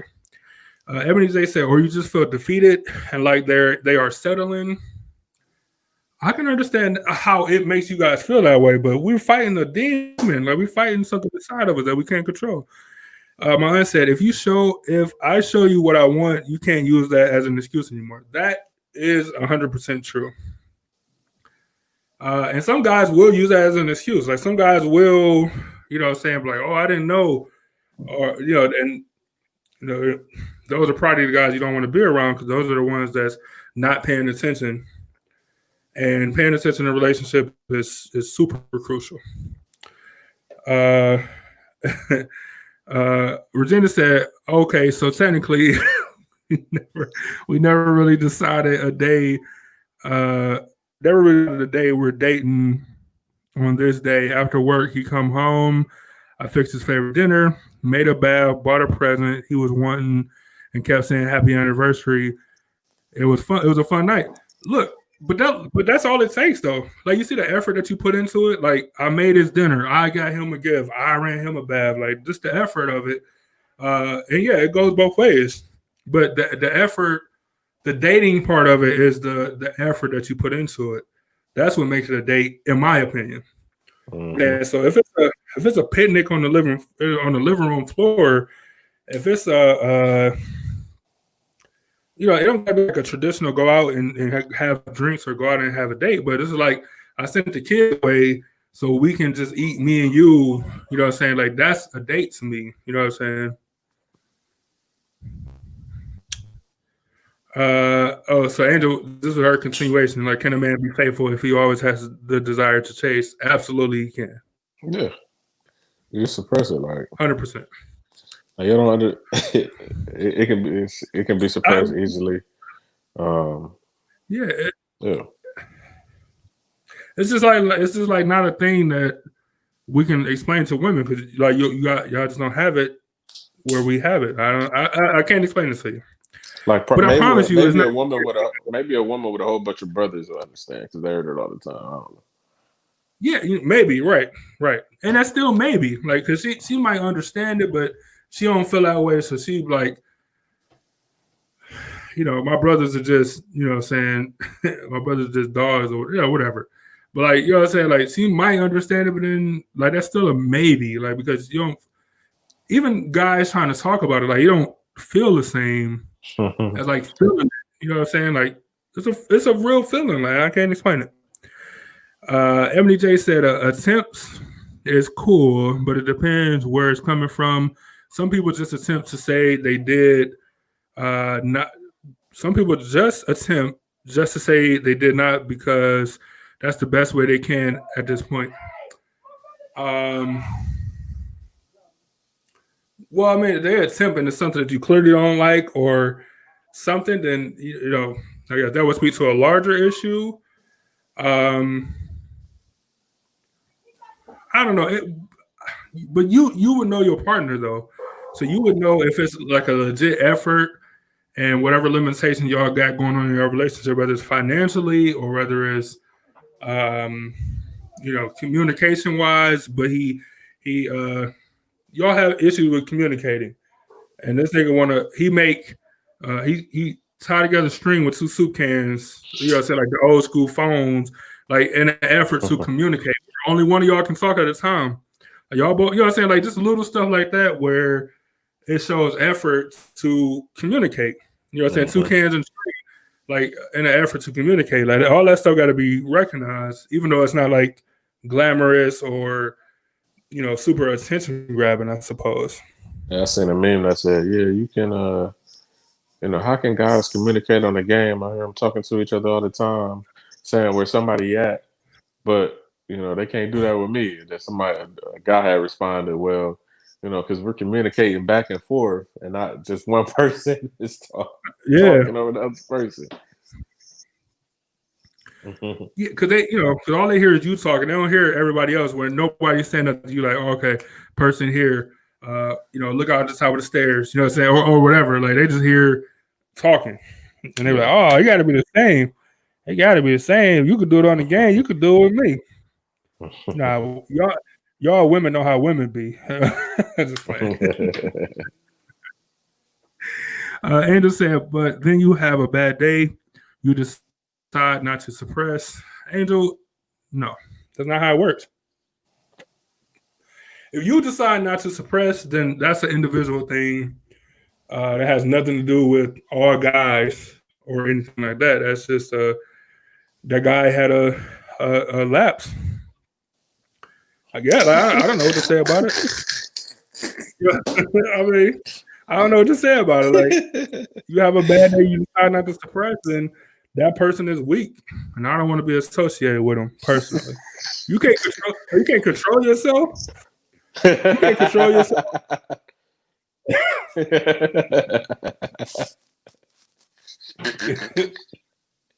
Like you try to tell me, Rihanna's next to you, and you couldn't control yourself. You couldn't control yourself. Yourself. Yeah. You telling me Selma Hayek came to your door because her car broke down? You couldn't control yourself? I don't want to be associated with that. I don't want to be associated with that kind of a person. Not at all. Andrew said that's why women end up wanting women. Women end up wanting women because all women, in my opinion, are gay to a certain level, right? To a certain, you can't see my hand. To a certain extent, like just a little, it's just a matter of like it might be 5%, it might be 95%, like, but all women, come on, like, the compliments that they give women, like that they give each other. Like, it's not like, oh, you look good today. Like, some women get like, man, your ass look great in them pants. Like, you know what I'm saying? Like it'd be like more to it. So women end up with women because all women are gay a little bit. Like, it's just a level of like percentage. That's my thing.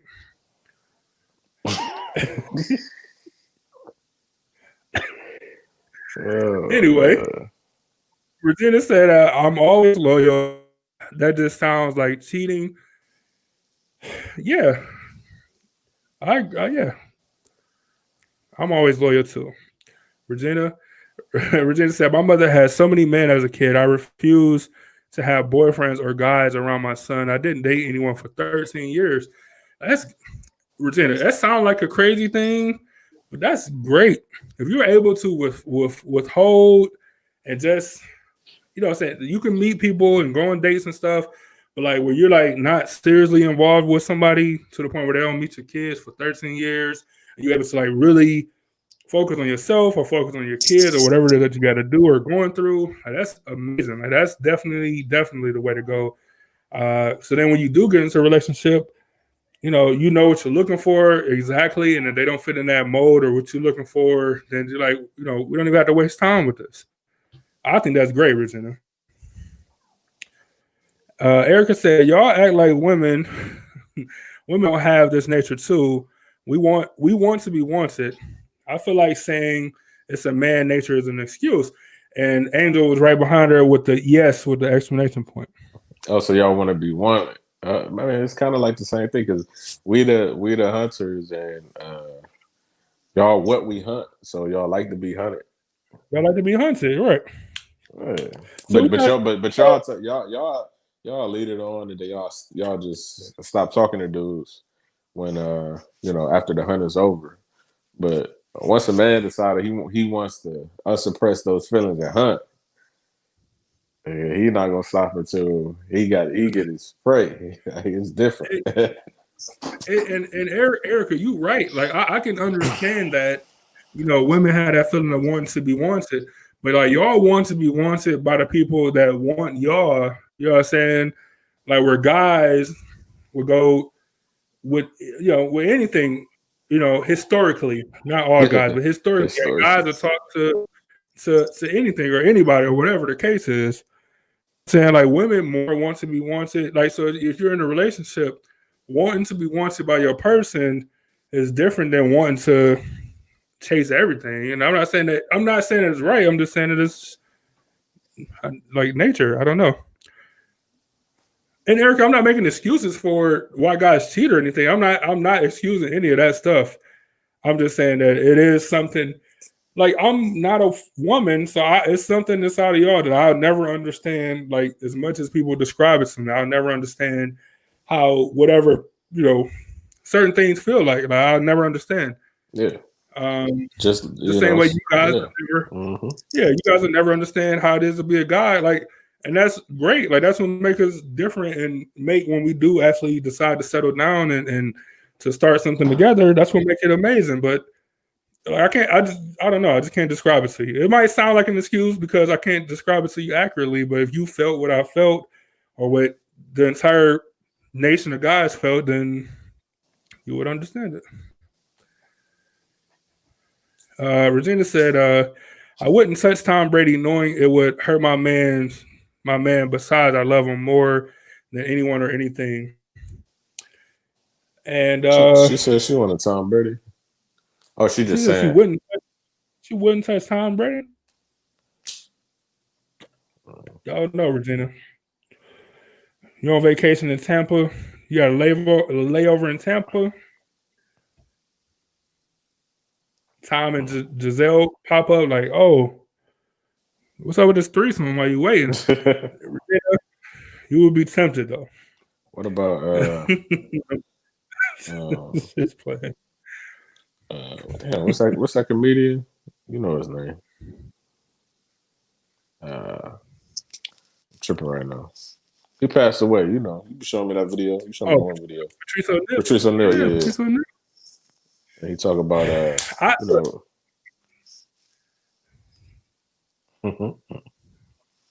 Hey, look, exactly what Angel said, because I showed her the video too.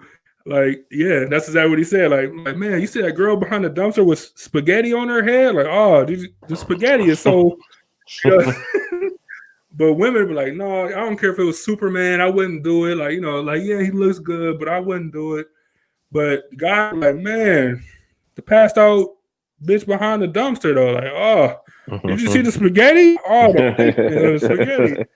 That's what I'm saying. It's a different nature.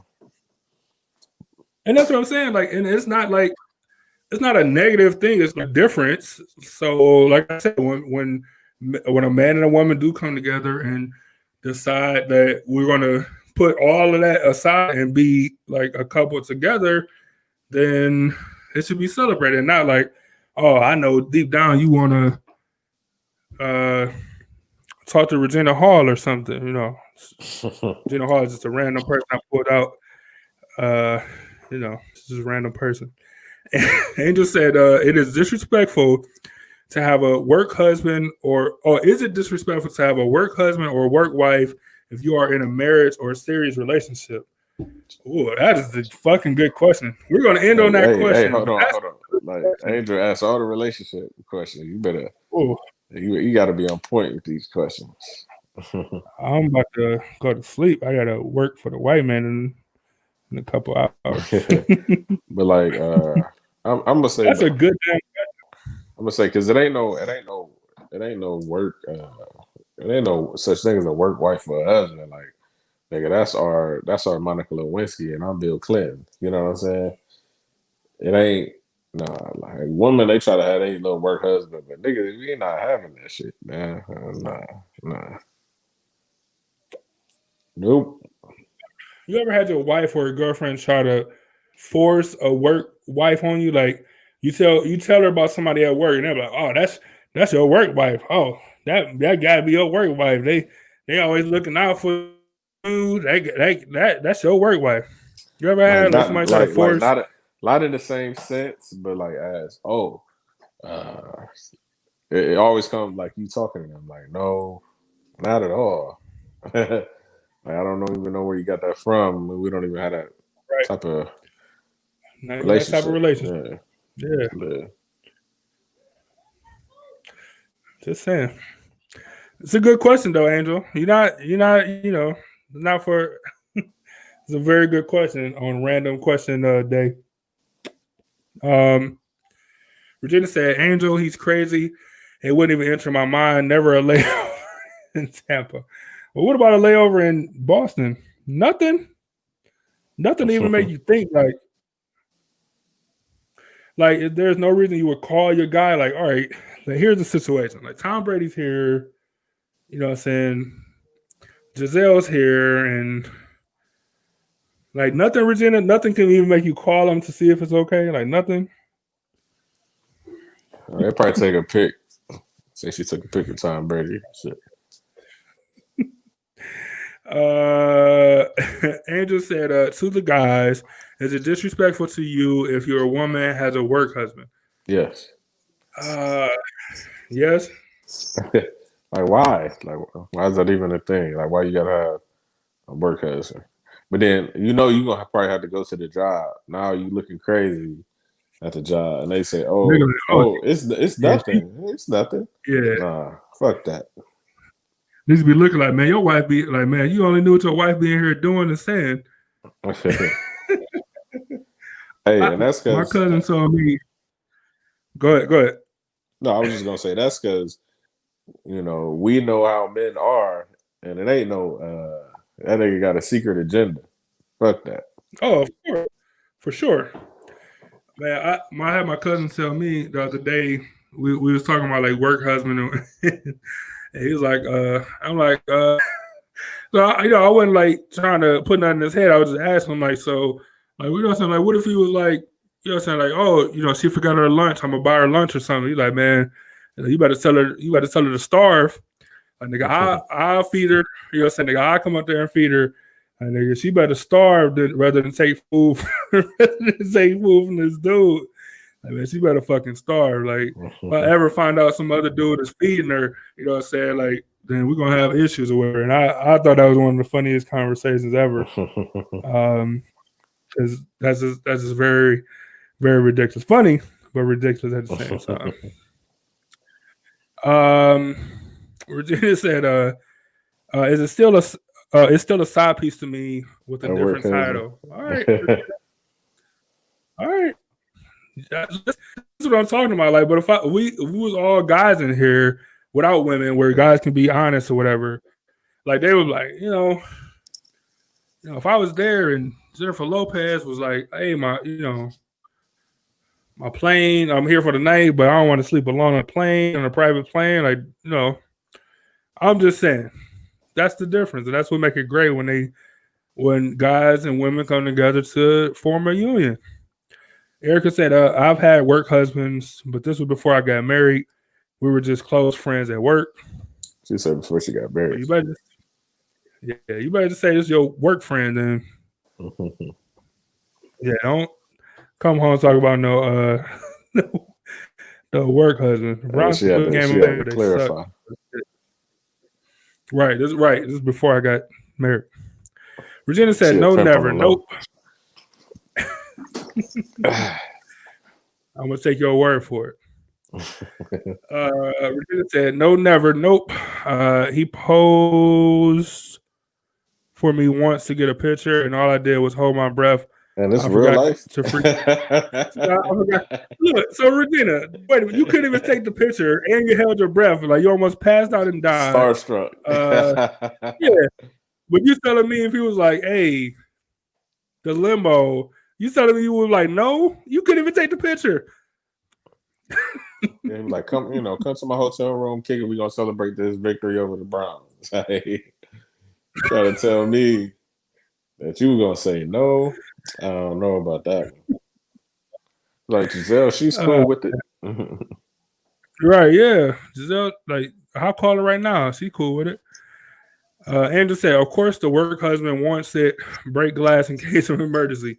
Yes, exactly. So that's why guys don't truck guys, and that's why work husbands should always be a red flag. Unless, like Erica, you wasn't married yet, then I guess there's nothing you really can say until you propose. Regina said, there's some women that give my man food at work. I said, you realize they're flirting with you. Nah, it's just food. We're just trying to eat.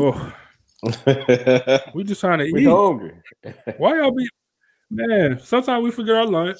And sometimes we're sick at work and we dying, and he's like, oh, here's a ginger ale, or hey, I heard you got a birthday coming up. Like, here's a card. Like, it just be harmless stuff, but women be like, oh, she trying to get you. Yeah, because he get home and she be like, oh, I got some food for you. But I'm not even hungry. I ate when I was at work. And it's a problem. Like, who feeding you? Like, you should be hungry right now. I know your schedule. Like, who gave you some food? Like it was You eat food. It's every day good. at 6. Yeah, you eat every day at 6:30, but you're not hungry this day. What is this about? Angel said, never mind. Go ahead. We rapping. We got 3 more. Andrew said to Regina, if he's a good man, they are probably flirting. I don't trust it. Hey, but I'm gonna say this: if that's your husband, and you think he's attractive, a good person, whatever, of course they're gonna come for him. So you should be already prepared for that. They're gonna come for him anyway. The moment he put a ring on his finger, they're gonna come for him anyway. The moment they find out he engaged, like because he proposed and you said yes, they're gonna come for him anyway. So make sure, this is our advice to you guys, is make sure when your guy is in that position that y'all do a tad bit extra to let him know that he's appreciated and let him know that he's wanted at home and that he can chase at home. Erica said, now they're communicating outside of work. There may be something going on. Maybe not true. Not true. Because some people you could become friends. You know what I'm saying? You can have friends. Like guys can have girlfriends and we don't even think of it like that. You know what I'm saying? Right. But then he can say, "Oh, she coming through to the house for our, cookout." He ain't about to bring nothing to the cookout that's trying to fuck with him now. Like it's rules to the shit. I don't know what he's talking about. I don't know these rules. I don't know what he's referring to. Sorry, guys. I just don't know. Regina said to Andrew, I trust my man. I don't trust her. Where does it live? Andrew said shame. Yeah, Andrew said shame. I don't know what you're shaming, but let us know before we get out of here. Andrew to Regina said that's important. Erica said just know he has a crazy wife for sure. No, make sure he knows he has a crazy wife, and then he won't even put himself in that situation. Yeah, because they don't care. Regina said to Angel, send me the link is frozen. I don't know if she's talking about us, but I hope not. Angel said, I've had married men come to me nasty. A ring is a symbol, and I look at a different direction immediately. Yeah, but I can tell you from experience that most women don't, or most of the women I've come across don't. B, I don't know if you want to speak to this or not, but I don't know. When I had a title, it was a completely different story. Completely different story. So, yeah. Hey, yeah. Well, that concludes our show. We can't get all the secrets. It's the fourth quarter of the game. It's close. It is. We gotta make sure we get this victory. But once again, we thank you all for tuning in. If you want to tune into this show after it airs, or listen to any of our old shows, be sure to go to Apple. If you got an iPhone, go to Apple Podcasts. It's your number one you should go to. It's the best. Because I got an iPhone, I'm gonna say it's the best. Then you can go to your Google and your Android or whatever, and then you can go to Spotify. It's universal. It's on both. But be sure to look up Epiphany Media. Remember to stick to your dreams, and remember when you look at old friends, just on Instagram, you're looking at their profile, and you see they started a podcast. Just know you're doing the right thing. So remember to own your own, and be sure to tune in to our next episode, which will probably be like 2 weeks, right? 2 weeks, right? Yep. Yeah, cool. Like my man said, I appreciate you guys. Have a good week. For y'all that's exited already, I see y'all start to jump out. Go Browns. Have a good, safe week. I will be there. Kareem Hunt got hurt. Damn, what the fuck?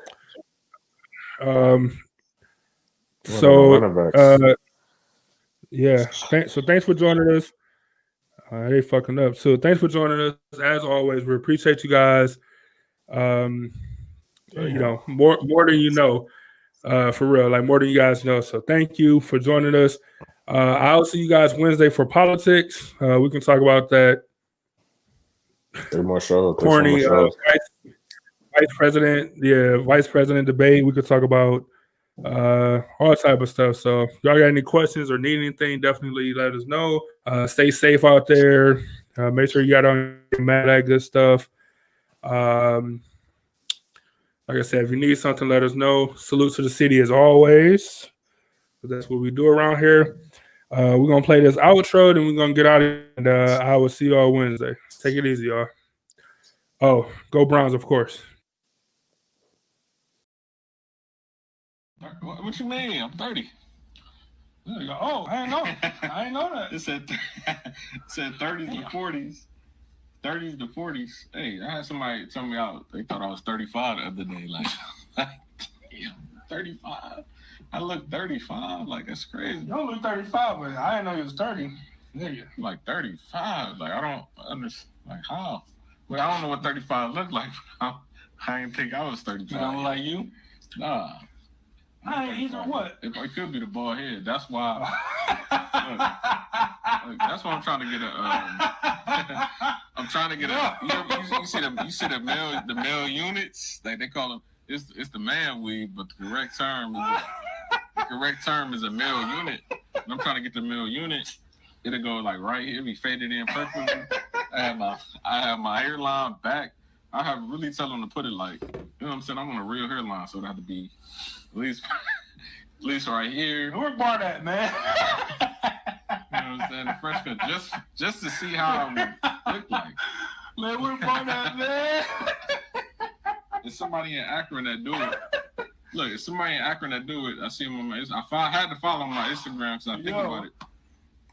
And should I get the man weave? You are about to experience the result of hard work and dedication from the City of Champions, Cleveland's own, 90th's finest. Self-made, hard-working entrepreneurs, unequivocally raw, no holds barred. This is Epiphany Media.